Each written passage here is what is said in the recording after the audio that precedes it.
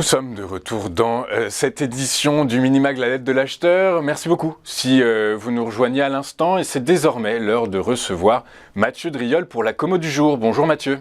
Bonjour Louis-Antoine. Bonjour, merci beaucoup d'être avec nous ce matin. Je rappelle que vous êtes analyste senior chez Day by Day et qu'aujourd'hui vous allez commenter pour nous les évolutions et la prospective autour du café Robusta.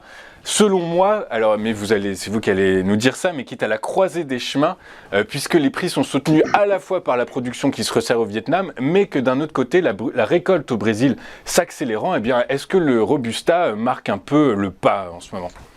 Eh bien, le Robusta a marqué le pas. Il semble être sur le point de reprendre une tendance haussière qu'il avait entamée au courant de l'année 2020. En effet, si on prend un tout petit peu de recul, on constate que, après la très longue phase, le Robusta s'est stabilisé pendant plus de 2 ans sous un niveau majeur à 1475 avant de déclencher cette très vive impulsion haussière de l'année 2021. Les cours ont marqué un sommet à 2384 avant de consolider ces derniers mois tout simplement, réalisant 2 jambes de baisse assez contenues si on les compare par rapport à l'impulsion haussière très très nette. Ce qui est intéressant, c'est qu'à court terme, le support majeur à 20 015 a été testé à 2 reprises. C'est un signe de force en fait de la tendance. Les acheteurs sont revenus défendre cette dynamique et le support n'est pas cassé. On assiste d'ailleurs à une reprise haussière de 2 semaines et les cours sont maintenant proches du dernier sommet descendant. Il est à proximité des 2200. Si on franchit cet obstacle, ça voudra dire que les acheteurs ont repris en main le contrôle du marché et qu'un retour sur les sommets à 2384 est tout à fait probable dans les semaines à venir. Ça serait même d'ailleurs plutôt une poursuite de la tendance avec la probable réalisation de nouveaux plus hauts vers la résistance de 2011 à 2872.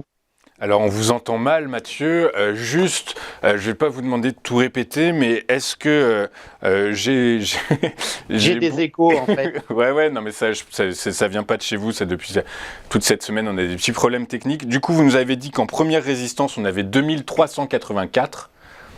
Alors ça va peut-être aller mieux là d'ailleurs. 2384 en fait c'est le sommet de fin d'année 2021, début d'année 2022.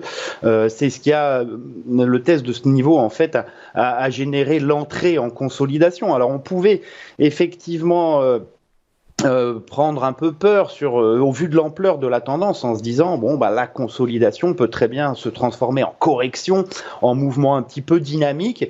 Eh bien, force est de constater que cette peur est à remiser aux oubliettes. Les acheteurs, ils sont revenus très fortement depuis 2015 sur le niveau de support majeur. On l'a testé à 2 reprises ces dernières semaines. Donc à 2 reprises, les vendeurs ont tenté de déclencher cette phase de correction un peu plus profonde. Ils n'y sont pas arrivés.